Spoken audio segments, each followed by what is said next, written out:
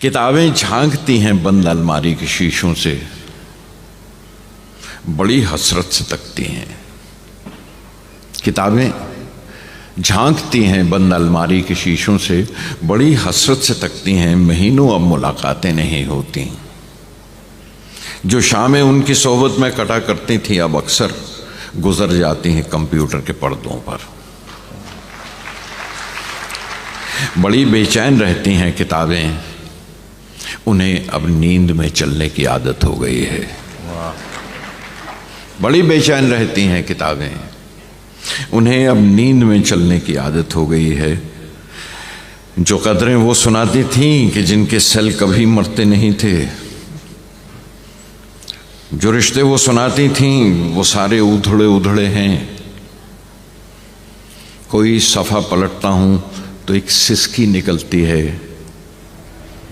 कोई सफ़ा पलटता हूं तो एक सिसकी निकलती है। इस समय हम लोग हरिशंकर परसाई भवन में हैं। हरिशंकर परसाई भवन जबलपुर के राइट टाउन क्षेत्र में है और हरिशंकर परसाई भवन की जो सबसे बड़ी खूबी यह है कि भारत के इतिहास में किसी राजनीतिक पार्टी ने अपने आधिकारिक भवन का नाम एक साहित्यकार के नाम पर रखा है और वो नाम उन्होंने हरिशंकर परसाई के नाम पर किया है। और वो राजनीतिक पार्टी है भारतीय कम्युनिस्ट पार्टी, जिसको कि हम कम्युनिस्ट पार्टी ऑफ इंडिया कहते हैं। इन्होंने अपने जबलपुर में स्थित जो भवन है उसका नामकरण उन्होंने अपने पार्टी के किसी बड़े सिद्धस्त नेता के नाम पर नहीं किया, बल्कि उन्होंने उस भवन का नाम हरिशंकर परसाई भवन किया। इसी हरिशंकर परसाई भवन की एक और विशेषता ये है कि पार्टी दफ्तर होने के साथ साथ यहाँ पर त्रिलोक सिंह मेमोरियल लाइब्रेरी है। हम उसको अगर और विस्तृत रूप में कहें तो comrade Trilok Singh memorial library है।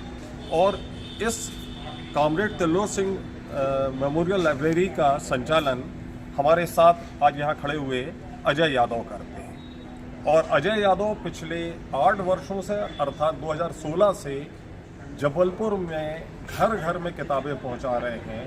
वो जबलपुर ही नहीं बल्कि मध्य प्रदेश, छत्तीसगढ़ या भारत के किसी भी कोने में होने वाले सांस्कृतिक कला आयोजनों में अपने बुक शॉप के साथ मौजूद रहते हैं। और आज वो खाली जबलपुर में ही नहीं बल्कि सांस्कृतिक आंदोलन में, किसी भी शहर में होने वाले नाट्य आयोजन में, कला आयोजन में उनकी उपस्थिति अनिवार्य रहती है, उनका बुक शॉप अनिवार्य रहता है। और इस प्रकार अजय यादव, जब ये मान्यता हो रही है कि पुस्तकें ख़त्म हो रही हैं, तो वो उस मान्यता को नेस्तनाबूद करते हुए ये मान्यता को स्थापित करते हैं कि पुस्तकें आज भी जिंदा हैं। और अजय यादव के जीवन का एक सबसे बड़ा उद्देश्य है कि वो पुस्तकों को जिंदा रखते हैं, लोगों तक पहुंचाते हैं। त्रिलोक सिंह जबलपुर में पिछली सदी के 6वें, 7वें, 8वें और 9वें दशक के अंत और इस शताब्दी की शुरुआत तक एक जाना पहचाना नाम थे। दरअसल त्रिलोक सिंह जबलपुर में रशियन किताबें, खासतौर से बच्चों की किताबों के विक्रेता हुआ करते थे। जब 1990-91 में रूस का विघटन हुआ, सोवियत संघ का विघटन हुआ, तो उन्होंने साहित्यिक पुस्तकों का विक्रय शुरू किया। त्रिलोक सिंह की सबसे महत्वपूर्ण विशेषता ये थी कि उनका कोई स्थायी ठिकाना नहीं था, लेकिन जबलपुर में होने वाले सांस्कृतिक कला आयोजनों में उनका किताबों का एक छोटी सी टेबल पर किताबें बिक्री के लिए रहा करती थी। उसके बाद त्रिलोक सिंह घर घर जाकर अपनी साहित्यिक पुस्तकों का विक्रय करने लगे।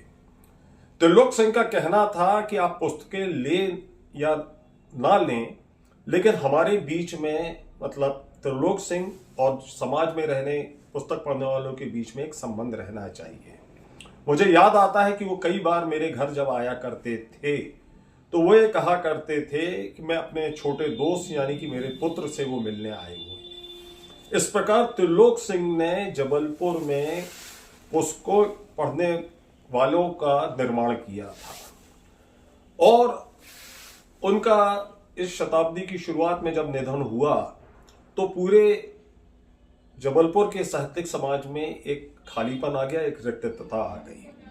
लेकिन 2016 में त्रिलोक सिंह की कमी को पूरा करने का बीड़ा उठाया अजय यादव जी ने, और अजय यादव जी आज हमारे साथ में हैं। जैसा कि हमने परसाई भवन में शुरुआत में जब बात की थी, तो मैं अजय यादव जी से जानना चाहता हूं कि 2016 से आपने एक पुस्तकें का जो काम शुरू किया है, आप जबलपुर ही नहीं मध्य प्रदेश के प्रत्येक शहर, छत्तीसगढ़ में, बिहार में या भारत के किसी भी हिस्से में जब सांस्कृतिक आयोजन होते हैं, कला के आयोजन होते हैं, नाटकों का समारोह होता है, तो आप अपने बुक शॉप के साथ मौजूद रहते हैं। तो ये 2016 में जब आपने शुरुआत की, मैं आपके उस 2016 की पहले की बात बाद में करूंगा, तो ये 2016 में ये करने की प्रेरणा आपको किसने दी कि आप त्रिलोक सिंह की जो परंपरा है, और हम ये वही बोलना चाहेंगे कि त्रिलोक सिंह को एक बारे में कहा गया है कि वे शब्दों के हरकारे थे। हाँ, है ना जी, वो शब्दों के हरकारे थे। उनकी मृत्यु के पश्चात अब आप वर्तमान में जबलपुर ही नहीं पूरे इस देश में आपको शब्दों के हरकारे के रूप में पहचान मिली है। तो ये शब्दों के हरकारा बनने की कहानी क्या है?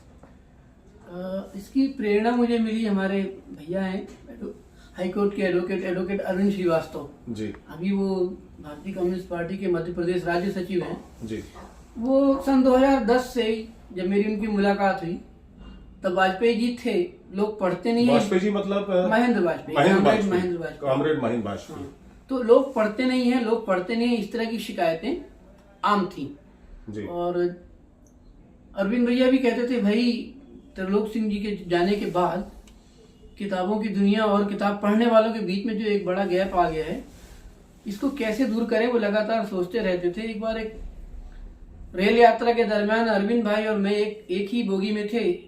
इत्तेफाक था कि वो भी कुछ पढ़ रहे थे, मैं भी कुछ पढ़ रहा था। तो जब उन्होंने देखा कि मुझे भी पढ़ने का शौक है, तो उन्होंने पूछा तुम क्या करते हो? तो जैसा कि आपका सवाल था, 2016 के पहले मैं कुछ और किया करता था, बाद में बताऊंगा। तो भैया को लगा कि मैं शायद किताबों के काम में रुचि ले सकता हूं, तो उन्होंने मुझे धीरे धीरे समझाना शुरू किया कि ये एक बेहतर काम है, इसे किया जाना चाहिए, इसकी इस शहर में, इस प्रदेश में बहुत ज़रूरत है। और उन्होंने मुझे ये भी भरोसा दिलाया कि इससे आपका परिवार भी चल सकता है। साथ ही साथ ये भी भरोसा दिलाया कि कोई दिक्कतें आएंगी, कुछ परेशानियां आएंगी, तो मैं आपके साथ हूँ। और जबलपुर का एक बहुत बड़ा वर्ग है जो आपको देखना बहुत मदद करेगा आगे चल के। तो किताबों का काम करने की प्रेरणा अरविंद श्रीवास्तव जी ने दी जी। और मदद भी की जी। तो उनकी ही प्रेरणा से फिर मैंने शुरू किया। नाम भी उन्होंने सुझाया जी। कि जो त्रिलोक सिंह जी थे, जी। उनके जाने के बाद जो सूनापन दूर करोगे, जी। तो ये एक बेहतर काम उन्हीं के नाम पर शुरू किया जाए। जी। तो हमने उन्हीं अपने पुस्तकालय का नाम उन पर ही रखा, उनको समर्पित किया। जी। कॉमरेड त्रिलोक सिंह पुस्तकालय नाम रखा जी। और ये काम शुरू किया। जी। तो ये जो 8 साल का जो समय है, लगभग 1 दशक हो जाएगा आपको पुस्तकों का, एक शब्दों के हरकारे के रूप में, तो इसमें खट्टे मीठे अनुभव भी रहे होंगे, बहुत है ना जी? बहुत है। तो हम चाहते हैं कि पहले खट्टे के अनुभव थे, वो क्या थे? देखिए, एकदम शुरुआती दौर में जैसा कि अगर कोई व्यवसाय भी होगा जी। तो पहले दिन से वो मुनाफा नहीं देता। फिर तो ये और भी खतरनाक काम था, पुस्तकें जी। और मुकाबला था एक इलेक्ट्रॉनिक गैजेट मोबाइल से। जी। मोबाइल भी इस समय अपने चरम पर है, 2016 पर चरम पर था जी। किताबें छूटती चली जा रही थी लोगों से। तो ये सबसे कड़वा अनुभव था जी। कि किसी को कहना कि भैया किताब खरीदेंगे, किताब लेंगे, किताब पढ़ेंगे जी। क्योंकि एक बहुत सर्वकालिक एकदम यूनिवर्स जवाब मिलता था। सब यूनिवर्स में सब है यार, मोबाइल में सब है, गूगल में जो खोलो वो है। एक लाइब्रेरी के, हमारे मोबाइल में तो 20 लाइब्रेरी के बराबर गूगल में आइटम मिल जाता है। ये बहुत तकलीफ देह बात थी और बार बार मुझे ये लगता था कि मैंने ये ठीक रास्ता चुना है कि नहीं, ये काम बढ़ेगा कि नहीं बढ़ेगा। बहुत घबराहट होती थी। 2016, 17, 18 मतलब शुरू के 3 साल बहुत ही मतलब बड़े मुश्किलों में निकले, बहुत ही, है ना? मतलब आपको एक तो पुस्तकों का काम करना था, दूसरा आपको अपने परिवार की भी चिंता थी कि उनका भरण पोषण कैसे किया जाए। उसके लिए मुझे कई कई काम भी करने पड़ते थे जी। कुछ पार्ट टाइम काम करना पड़ता था परिवार का, पालन पोषण भी जी हो सके। जी। बच्चे स्कूल में पढ़ते थे उस समय, हाँ हाँ तो किताबों के साथ साथ अन्य जगहों पर भी मुझे काम करना पड़ता था। जी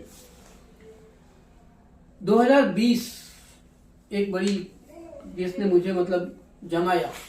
2020 में कोरोना आ गया ना।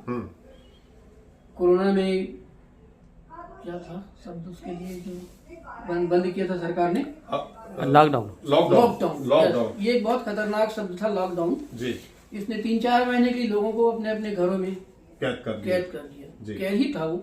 जी पहला महीना गुजरते ही लोगों को समझ में आया कि केवल स्क्रीन के सहारे, वो स्क्रीन टीवी की हो या मोबाइल की हो, सिर्फ स्क्रीन के सहारे जिंदगी नहीं गुजारी जा सकती। लोगों को किताब की तड़पन होने लगी, लोगों को किताब की जरूरत महसूस होने लगी। मेरे पास खूब मैसेज आने लगे, फोन आने लगे कि अजय भाई फला किताब मिलेगी क्या, अजय भाई वो किताब मिलेगी क्या। और भारत सरकार का बहुत धन्यवाद कि उस दरमियान पोस्ट ऑफिस बंद नहीं थे, पोस्ट ऑफिस खुले थे। पोस्ट ऑफिस खुले थे।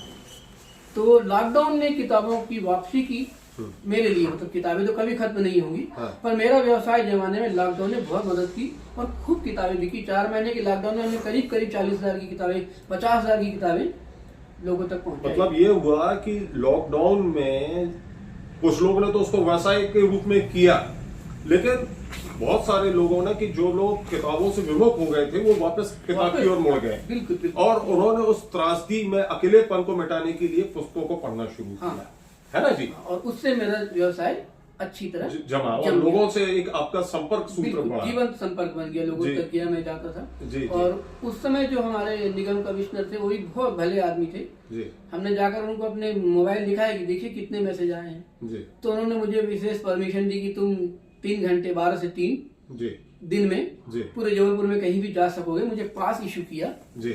और उस समय निगम कमिश्नर कौन थे? थोड़ा नाम याद नहीं, वेद प्रकाश जी। हाँ, निगम कमिश्नर वेद प्रकाश जी थे। हाँ, लेकिन इसको जिला प्रशासन से आपको मिला होगा? नहीं, निगम से ही मिल गया था। अच्छा, मिल गया था। क्या आप 3 घंटे में जाकर 12 से 3 आप बाहर निकल सकते हैं, आपको कोई रोकेगा तो ये पास दिखाइएगा। हाँ। तो आपको कोई रोकेगा नहीं, आप अपने जबलपुर शहर के अंदर जा सकते हैं कहीं भी। हाँ। उन्होंने मुझे हिदायत भी दी कि आप डबल दास्ताने पहनेंगे, डबल मास्क लगाएंगे, सैनिटाइजर रखेंगे और किसी घर के अंदर नहीं जाएंगे, बाहर से ही काम करेंगे, गेट के बाहर से काम करेंगे। ऐसी हिदायत देकर मुझे 3 घंटे शहर में घूमने की परमिशन भी दी और मैं बहुत सारे लोगों तक उस दरमियान पहुंचा और जीवंत मेरा संपर्क बना और किताबों का जो व्यवसाय था पुनर्जीवित हो गया, उसमें नई ऑक्सीजन मिल गई उसको। और इसमें बहुत सारे नए युवा भी आ गए होंगे जिनने के परिवार में जब किताब पुस्तक पहुंची होगी तो लोग भी किताब से जुड़े होंगे, युवा भी, पुराने भी और युवा भी। जी जी। तो ये बताइए कि जब आपको जो 3 महीने की दिन में 3 घंटे की जो परमिशन मिली तो कभी ऐसा मौका आया कि जब आप पुस्तक लेकर जा रहे हो कहीं कोई ने रोका टोका हो, ऐसा हुआ? हाँ। कहाँ हुआ ऐसा? मैं सदर की तरफ जा रहा था। हाँ। और हमारे एक मित्र रहते हैं हनुमान प्रसाद वर्मा, नहीं, हनुमंत किशोर शर्मा जी, हनुमंत, उनको किताबें देने जाना था जी। तो उन्होंने तय किया कि बिलेरी बहुत दूर है, कुछ दूर मैं चल के आता हूँ, कुछ दूर तुम चल के आओ। तो उस समय सदर में थोड़ी ज्यादा सख्ती थी, सदर में मुझे रोक लिया था। हाँ। भाई कहाँ जा रहे हैं आप बोल के। मैंने बताया भाई एक बहुत जरूरी काम है, किताबें तो नहीं ऐसा आप जा नहीं सकते। तो मैंने लिखा है भाई मेरे पास पास है, पास तो है लेकिन इसमें ये थोड़ी लिखा है कि आप लेके किताब घूमते रहोगे, बेचना शुरू कर दोगे। तो मैंने बताया बहुत विशेष आवश्यकता में जो केवल किताबें मंगाएगा केवल उन्हीं के पास जाऊंगा, मैं घूमूंगा नहीं, इसीलिए मुझे ये पास मिला है। तो फिर मुझे उन्होंने जाने दिया। हाँ, मतलब उस समय लोग राशन की तलाश में थे, मेडिसिन की तलाश में थे, तो एक इसमें ये नया आयाम हुआ कि लोग पुस्तक भी चाह रहे थे, चाहिए थी लोगों को, किताबें भी चाहिए थी जी। और उसने मुझे भरोसा दिलाया कि गैजेट कितना भी पॉपुलर क्यों ना हो जाए, किताबों का अस्तित्व बचेगा, बना रहेगा। उसने मुझे उस दौर में विश्वास दिलाया, ये विश्वास दिलाया और उस विश्वास के बल पर आप आज तक खड़े हुए हैं। हाँ। फिर मैंने उसके बाद जब थोड़ा तेजी आई, किताबों की दायरा बढ़ा, तो दूसरे काम मैंने छोड़कर पूर्णकालिक अब मैं कोई काम और नहीं करता, केवल किताबों ये सिर्फ काम जो अपना कामरेड त्रिलोक सिंह पुस्तकालय है उसके माध्यम से आप जबलपुर के घर घर और हर जगह आयोजनों में अपनी पुस्तक के साथ उपलब्ध रहते हैं, मौजूद रहते हैं। बिल्कुल। और एक आपकी अनिवार्यता हो गई है कि कोई आयोजन हो रहा है तो उसमें अजय यादव का बुक शॉप तो जरूर रहे। हाँ, थोड़ा सा उसमें भी नाटककारों को या अन्य जो कार्यक्रम करते हैं उनसे मिला, उनसे बात किया। हाँ। उनको ये भी बताया मैं कि ये एक तारतम्य है जो बना रहना चाहिए जी। केवल आप नाटक कर रहे हैं, उन्हें किताब पढ़ना चाहिए, जो किताब पढ़ रहे हैं उन्हें नाटक देखना चाहिए, इन दोनों को मिलकर संगीत देखना चाहिए, सब आपस में एक दूसरे से हर जगह साहित्य की मौजूदगी होनी चाहिए जी। तो इसको हमारे जबलपुर का जो रंगकर्मी जितने भी हैं उन्होंने इसको माना, अपनाया और अब वो मुझे बुलाते हैं ससम्मान, मुझे जगह देते हैं, मेरे लिए सुविधाएं उपलब्ध कराते हैं और मैं जाता भी हूँ। धीरे धीरे मैं दुर्ग गया, भिलाई गया, झारखंड गया, एक बार वडोदरा गया गुजरात, एक बार मुंबई गया, इस तरह धीरे धीरे सभी जगह में लोग मुझे तो आप जाते ही रहते हैं। मध्य प्रदेश के तो लगभग सभी जगह, भोपाल, इंदौर, गुना, सभी जगह जहाँ भी सांस्कृतिक आंदोलन रहते हैं वहाँ आपकी मौजूदगी रहती है। अच्छा, जैसा हमने शुरुआत में बातचीत कर रहे थे कि अब 2016 में शब्दों के हरकारे बने, तो 2016 के पहले मतलब आपका परिवार था तो आप उस समय क्या किया करते थे, वो हम थोड़ा जानना चाहते हैं, हमारे देखने वाले भी है, क्योंकि हमने कहा था कि हम इसके बारे में बाद में बात करेंगे। हम 2016 के पहले की जिंदगी के बारे में जानना चाहते हैं, जब आपको अरविंद श्रीवास्तव ट्रेन में मिले और उन्होंने आपको प्रेरित किया कि आप इस काम को शुरू करें, पुस्तकों का, पुस्तकालय का काम करें, पुस्तकें लोगों तक पहुंचाएं, पुस्तक जिंदा रहना क्यों जरूरी है, उसको उन्होंने जब आपको संदेश दिया, तो 2016 के पहले की क्या जिंदगी थी?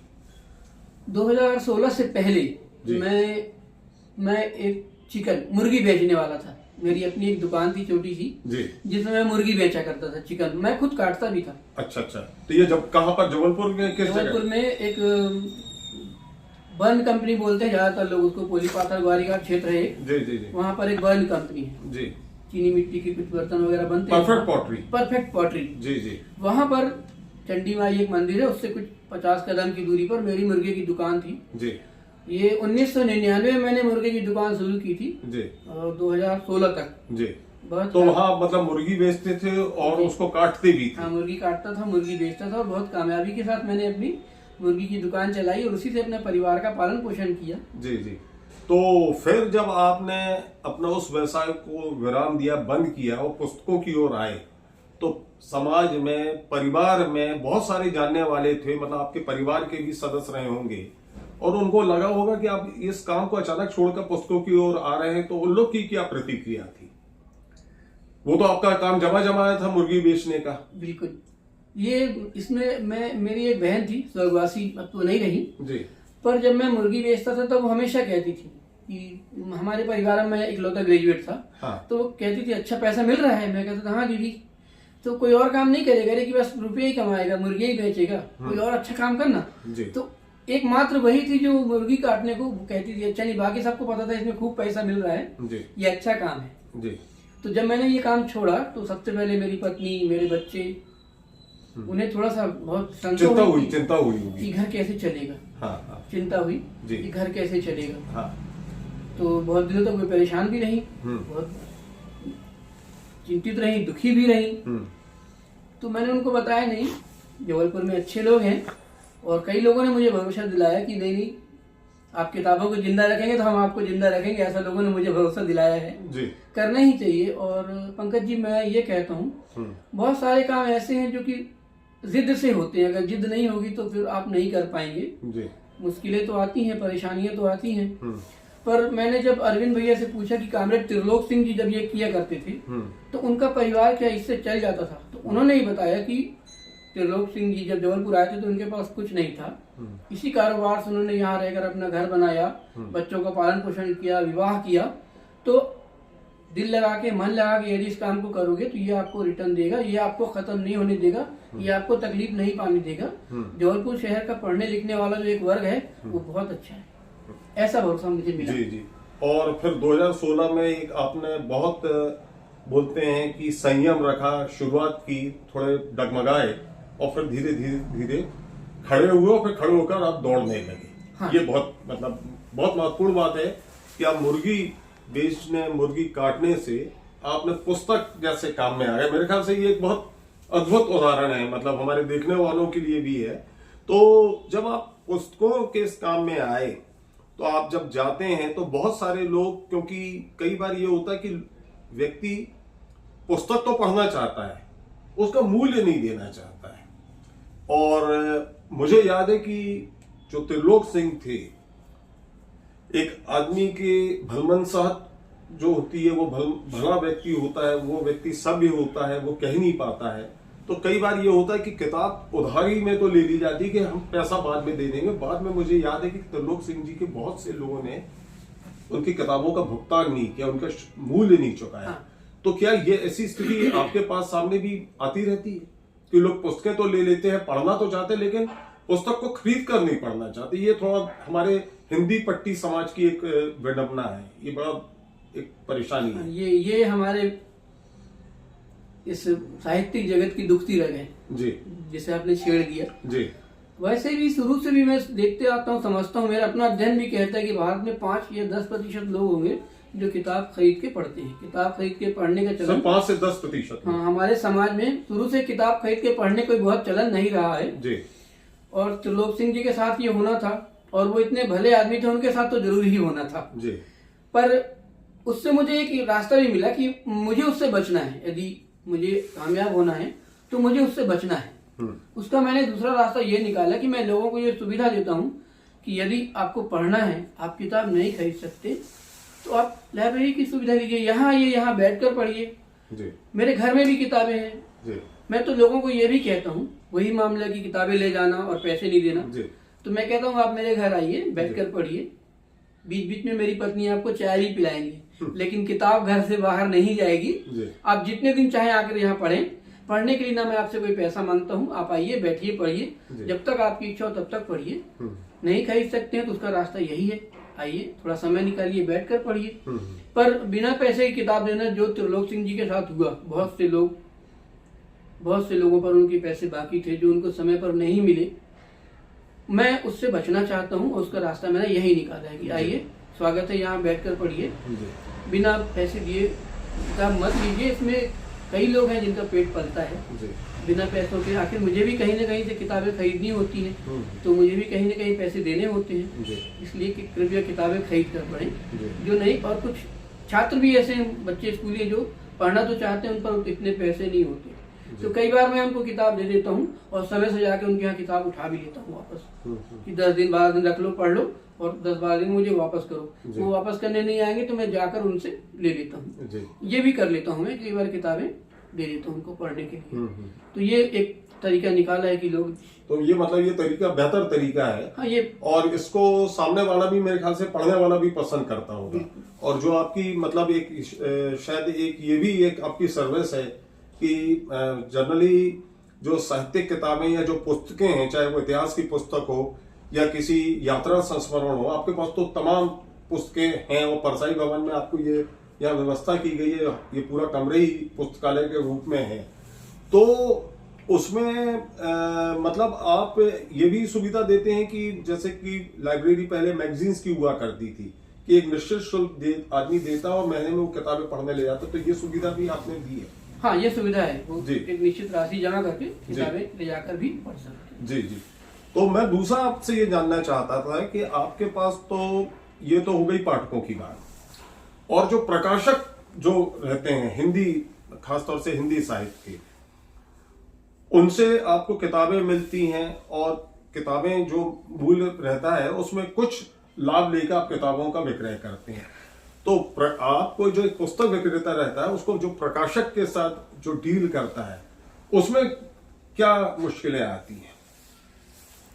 2-3 खास बड़ी परेशानियां हैं इसमें जी। जैसे कुछ तो बहुत अच्छे हैं, भले लोग हैं जी, मैं उनको ऑर्डर मेल पर देता हूँ या व्हाट्सएप पर देता हूँ, अगले दिन किताब रवाना कर देते हैं। कुछ प्रकाशक पहले पैसा मांगते हैं, जो कि थोड़ा मेरे लिए कई बार कठिन होता है, कई बार तो नहीं है, लेकिन 10 में से 2 बार कठिन हो ही जाता है। पहले यदि मान लीजिए कोई बड़ा उत्सव होने वाला है, मुझे ज्यादा किताबों की जरूरत है, एक बड़ा स्टॉक चाहिए, उसके लिए ज्यादा राशि की जरूरत पड़ती है, जो कि मेरे पास कई बार नहीं होता, वो मुझे तकलीफ देती है। कई बार प्रकाशक हमारे थोड़े लापरवाह हैं, समय पर किताबें भेजते नहीं, आज भेजेंगे, कल भेजेंगे, परसों भेजेंगे, ऐसा करते हैं वो, और समय पर नहीं मिलती तो मेरे पाठक भी नाराज होते हैं, तुम लाओगे बोलते हो, देते नहीं हो। तो ये भी होता है कि लोग समय पर भेजते नहीं। ये 2 बड़ी थोड़ी तकलीफें। अच्छा, तो दूसरा एक और चीज थी कि पिछले 8 साल से आप जो पुस्तक का आंदोलन कर रहे हैं, पुस्तकों को जिंदा रखें। तो 8 साल में तो आपको एक खासा अनुभव हो गया होगा। तो इस 8 साल में आपको ये मतलब आपका अनुभव क्या कहता है कि आपके पास किस लेखक की पुस्तक की सबसे अधिक मांग आती है, डिमांड किसकी आती है कि लोग मांगते हैं कि हमको इस लेखक की किताब चाहिए? तो आपका क्या अनुभव रहा इसमें? कौन सा लेखक सबसे अधिक मतलब जबलपुर के समाज में आप जहां कहीं भी जाते हैं तो लोग उस लेखक की किताब मांगते हैं, तो उसमें लेखक में कौन सा मैं आप नाम लेना चाहेंगे? देखिए, एक नाम तो लेना थोड़ा कठिन है जी, क्योंकि अभी भारत में कम से कम हर साल 50,000 टाइटल छपते हैं। जी, सभी को आप नहीं पढ़ सकते। जी, तो वहाँ पर चयन का बात आ जाता है कि आप क्या चयन करते हैं। जी, तो उनमें से मुझे कुछ चुनना पड़ता जी। है। वहाँ मैं लेखकों को बहुत ध्यान रखता हूँ, कौन से लेखक बहुत बेहतर लिखते हैं, जी, कौन से बहुत अच्छे हैं। कुछ किताबों की भूमिका और समीक्षा देख लेता हूँ, जी, इस तरह मैं चयन करता हूँ। फिर भी 5-7 लेखकों का नाम मैं ले सकता हूँ, एक तो नहीं लूंगा, 5-7 नाम ऐसे हैं। हाँ, जो 5-7 नाम है ऐसे, मतलब जो आप जब बुक शॉप अपना लगाते हैं तो जो व्यक्ति आता है या जो पाठक हैं वो आपसे मतलब अपेक्षा करते हैं कि इस लेखक की पुस्तक मेरे पास होगी ही होगी। तो ये 7-8 नाम क्या क्या है? ये 7-8 नाम है। एक राहुल सांकृत्यायन है। राहुल सांकृत्यायन। लोगों को उम्मीद है कि अजय भाई के पास जाएंगे तो उनकी किताब वहाँ मिलेगी ही मिलेगी। तो उनकी किताब मेरे ख्याल से गंगा से बोलगा, बोलगा से गंगा, बोलगा से गंगा और घुमक्कड़ शास्त्र, ये आपके बहुत डिमांड आती है, बहुत आती है ना? ये आपकी पुस्तक बहुत मतलब हाँ, वर्ष भर लोग मांगते रहते हैं। जी, जी, राहुल सांकृत्यायन। हाँ, राहुल सांकृत्यायन की किताब है। जी, एक हमारे अपने शहर के हैं ज्ञान रंजन जी, उनकी कबाड़ खाना किताब की बहुत लोग मांग करते रहते हैं। जी। इसके अलावा उनके जो एक लेक्चर की एक संग्रह है, उपस्थिति का अर्थ, उपस्थिति का, वो भी लोग बहुत मांगते हैं। तो लोग उम्मीद करते हैं कि हम जाएंगे तो अजय के पास मिल ही जाएगा। जी। कुछ और भी जो बड़े लेखक हैं, राजेंद्र यादव हैं जी, और कुछ विदेशी साहित्य है जो मेरे पास, हावर्ड फास्ट, जबलपुर में शायद कोई नहीं रखता, लेकिन मेरे पास होती है और लोग पसंद करते हैं। किसका नाम लिया आपने? Howard Fast. हाँ जी, जिनका जो बड़ी किताब थी जी जी आदि विद्रोही जी, वो लोग मांगते ही मांगते हैं जी। 2-3 कवि हैं तो उनको पता है कि अजय भाई के पास उनकी किताब होगी ही होगी। जैसे एक हमारे विवेक भाई हैं, हाँ। साल भर उनकी किताब में बेचता हूँ। विवेक चतुर्वेदी जी की जो संग्रह है, पूरे वर्ष भर उनकी किताब की मांग होती रहती है, तो वो मेरे पास हमेशा होती है। लोगों को पता है कि अजय भाई के पास होगी। ऐसे ही और भी 3-4 हैं जी। जैसे देखता हूँ मैं, एक स्टीफन ज्विग की किताब बहुत बिकती है मेरे पास, वही सस्ती सी पतली सी किताब है, खूब बिकती है। शहरनामा हमारे दिनेश चौधरी जी की किसी के पास नहीं होगी मगर मेरे पास जरूर होगी, ऐसा लोगों को पता रहता है और रहती भी है। कुछ नाटक की किताब है, मुझे लगता है नाटक के प्ले जबलपुर में जो 3-4 दुकानें भी हैं, कोई नहीं रखता।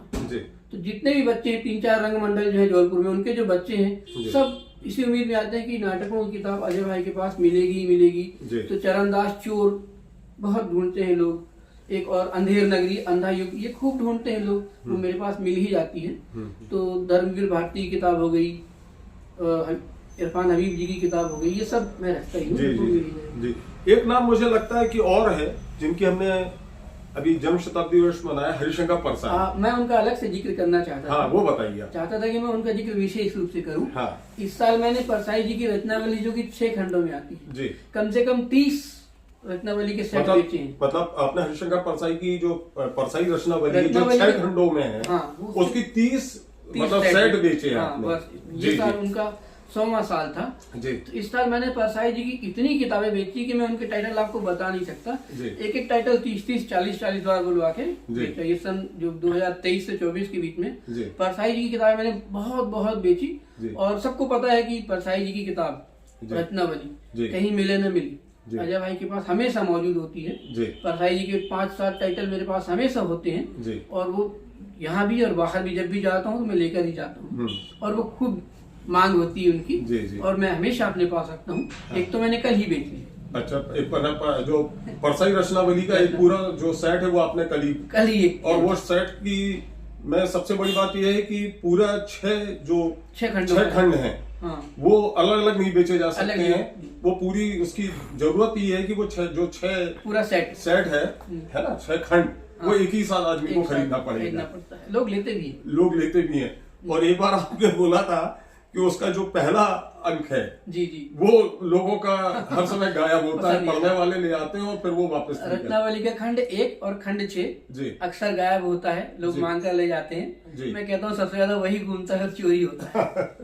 अच्छा, दूसरा एक और चीज थी कि जो पाठकों का मूड होता है या पाठकों की रुचि होती है, तो मतलब अलग अलग विधाएं हैं, यात्रा संस्मरण है, कहानी है, उपन्यास है, कविताएं हैं, सामाजिक आर्थिक अध्ययन है, बहुत सारी चीज रहती हैं।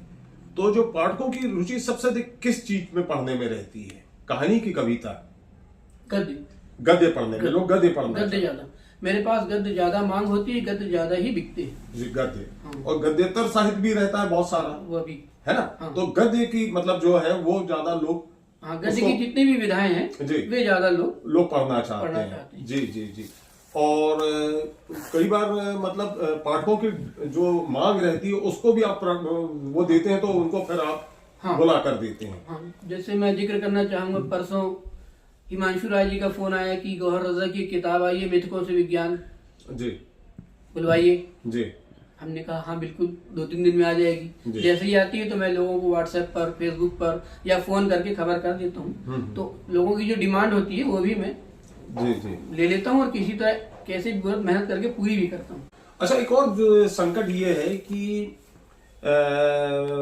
मतलब जो पुस्तकों की बात होती है तो खास तौर से बच्चों के लिए एक पुस्तकों का अभाव देखा जाता है। तो कभी कोई ऐसा आपके पास रही हो कि जो बच्चों की पुस्तकें आपने बहुत, आपकी उसकी मांग रही है, बहुत डिमांड रही हो? हाँ, क्योंकि बच्चों की पुस्तकें कम आती हैं, लेकिन आती होंगी तो कोई आपको याद है? हाँ, बच्चों की कौन सी पुस्तक? एक अलेक्सांद्र रस्किन की एक किताब है जी, पापा जब बच्चे थे। जी, बहुत, मैं कहता हूँ जैसे फिल्मों में 16 हिट है, बच्चों में वो किताब हिट है। अच्छा, उसको बच्चे भी बहुत पसंद करते हैं और बड़े बुजुर्ग खरीद के बच्चों को भेंट भी करते हैं वो किताब। जी जी जी।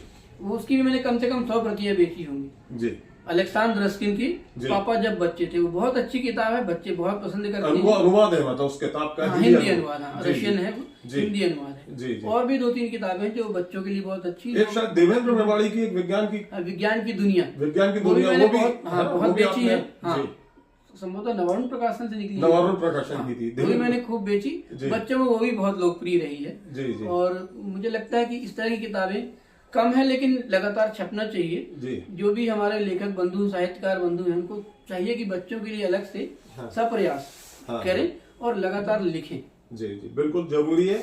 और मुझे लगता है कि जो मतलब आप काम कर रहे हैं वो एक पाठकों की एक बहुत बड़ा वर्ग आपसे जुड़ गया है।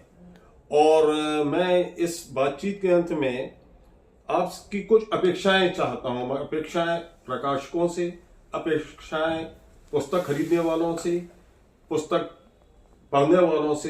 कुछ आपके 2-3 अपेक्षाएं क्या होंगी? कुछ आपने इतने 8 साल में सोचा होगा, चिंतन किया होगा।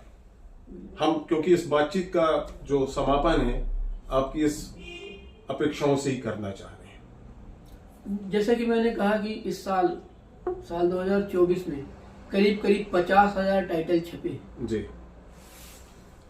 तो प्रकाशन का व्यवसाय खूब फल फूल रहा है ना, उसमें कहीं कोई कमी नहीं है जी। यकीनन किताबों की मूल्य एक बड़ी समस्या है और उसको प्रकाशक संभाल भी सकते हैं, उसको कम भी किया जा सकता है। पूरी गुंजाइश है, करना ही चाहिए। नहीं करते हैं, ये उनका अपना व्यवसाय है, इसका जो भी वजह हो, मगर किया जाना चाहिए। मूल्य कम से कम ऐसा हो कि हर पाठक उसको। ये तो हो गया प्रकाशक की बात। पढ़ने वाले साथियों से, जो हमारे मित्र हैं, पाठक वर्ग है, उनसे भी हमारा यही कहना है कि पढ़ें, ज्यादा से ज्यादा पढ़ें, खरीद कर पढ़ें, नहीं खरीद सकते तो भी पढ़ें, बैठकर पढ़ें, मिलकर पढ़ें, एक दूसरे से ले देकर पढ़ें, लेकिन पढ़ना जारी रखें। और जैसा कि मैं मानता हूँ कि रहती दुनिया तक, जब तक ये दुनिया रहेगी तब तक किताबों का अस्तित्व रहेगा। तो जिस चीज का अस्तित्व इतने लंबे समय तक रहने वाला है, क्यों ना हम उससे लगातार जुड़े रहें, हमारा अस्तित्व भी उससे बेहतर बनता है। बिल्कुल, बहुत अच्छी बात बोली।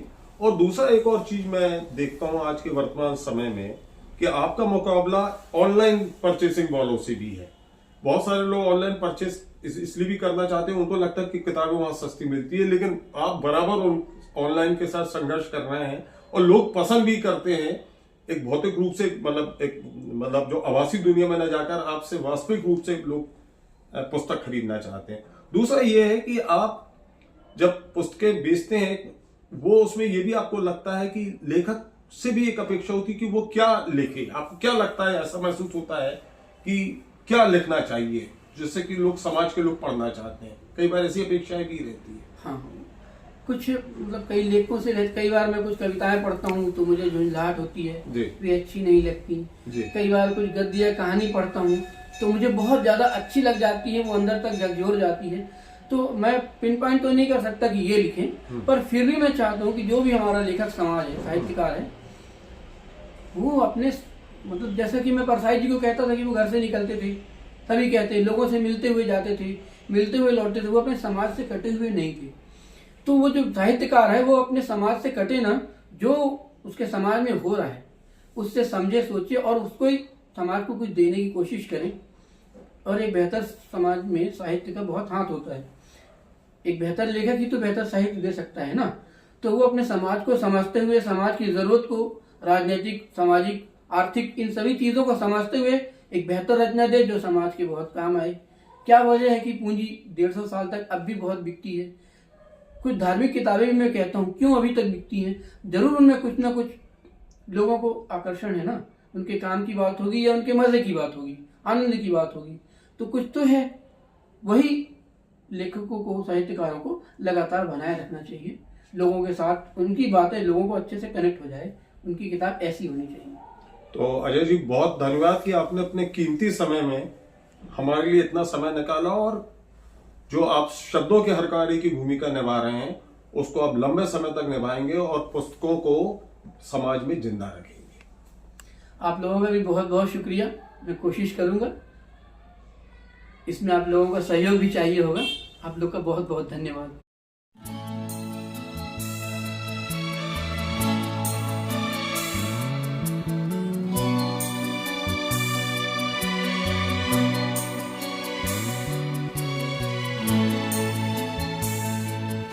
ये जो जिंदगी की किताब है, ये जो जिंदगी की किताब है, ये किताब भी क्या किताब है।